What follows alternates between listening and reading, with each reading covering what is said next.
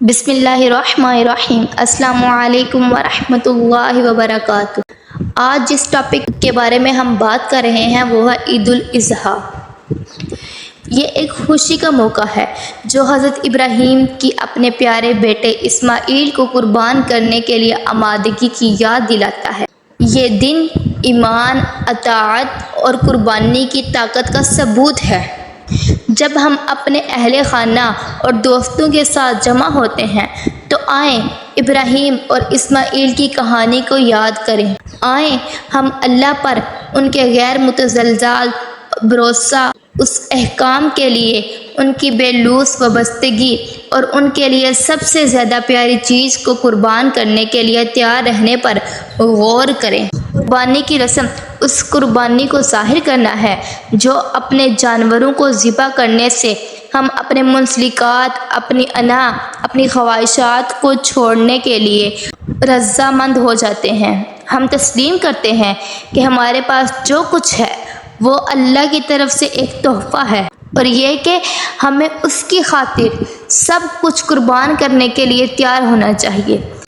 عید الاضحیٰ صرف ایک جشن نہیں بلکہ ہمارے مقصد کی یاد دہانی کروانے کے لیے ہے، کیونکہ جو ہم مقصد اپنے بھول بیٹھے ہیں ان مقصد میں سے ہم نے کچھ مقاصد کو پوائنٹ آؤٹ کیا ہے، جن میں سب سے پہلے آتا ہے اللہ سے اپنے عہد کی تجدید کریں۔ اللہ سے اپنے عہد کی تجدید اپنے ایمان کو مضبوط کرنے کا ایک خوبصورت طریقہ ہے۔ آپ یہ عبادات جیسے نماز پڑھنا، قرآن پڑھنا، دعا کرنا اور استغفار کر کے کر سکتے ہیں۔ اللہ کے ساتھ اپنے تعلقات پر غور کریں اور اسے ہر روز بہتر بنانے کی کوشش کریں۔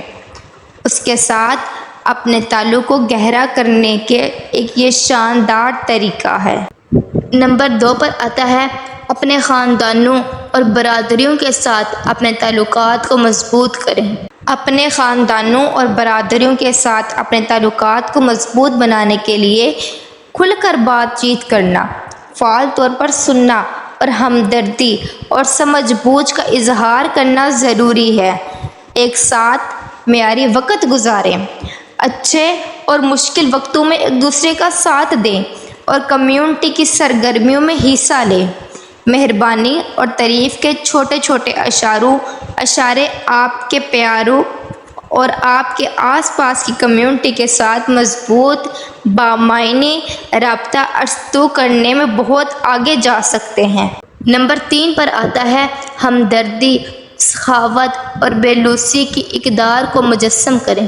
ہمدردی، سخاوت اور بے لوثی کی اقدار کو مجسم کرنے کے لیے دوسروں کے ساتھ مہربانی، ہمدردی کا مظاہرہ کرنا، بدلے میں کسی چیز کی توقع کیے بغیر دینا، اپنے آس پاس کے لوگوں کی بھلائی کو ترجیح دینا ضروری ہے۔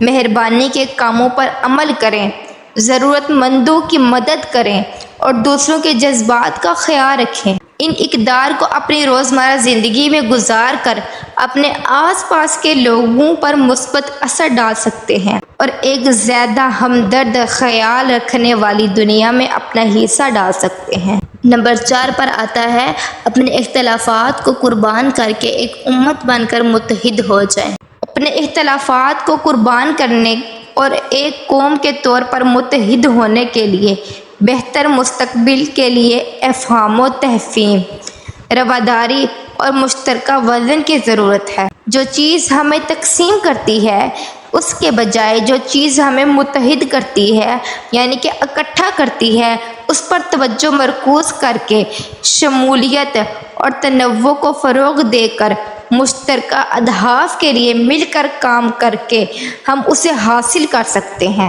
ایک دوسرے کے نقطہ نظر کا احترام کرتے ہوئے تنوع کو اپنا کر اور اتحاد کے احساس کو فروغ دے کر ہم رکاوٹوں کو دور کر کے ایک مضبوط مرطوب قوم کے طور پر اکٹھے ہو سکتے ہیں۔ جب ہم اپنے نئے کپڑے پہنتے ہیں، کھانا بانٹتے ہیں اور تحائف کا تبادلہ کرتے ہیں تو ہم اس دن کے حقیقی جوہر کو نہیں بھولنا چاہیے۔ آئیں ابراہیم اور اسماعیل کی روح کی تعظیم کریں۔ اس کے لیے ہمیں ان کاموں کو کرنا چاہیے جن میں سب سے پہلے نمبر پر آتا ہے دوسروں کی خاطر اپنا وقت اور وسائل قربان کرنا۔ نمبر 2 پر آتا ہے تمام مخلوقات کے ساتھ مہربانی اور شفقت کا مظاہرہ کرنا۔ نمبر 3 پر آتا ہے تنوع کی خوبصورتی کو اپنانا اور اتحاد کو فروغ دینا۔ ہماری عید مبارک ہو اور ہماری قربانی قبول ہو۔ دعا ہے کہ ہم قربانی اور فرمانبرداری کے جذبے کو مجسم کرتے رہیں اور ہم اپنے امن، انصاف اور ہمدردی کے حصول میں متحد رہیں۔ یہ تھی آج کی ہماری ویڈیو، اور اگر آپ کو ویڈیو اچھی لگی ہو تو اچھی نیتوں کے ساتھ آگے شیئر کریں۔ والسلام۔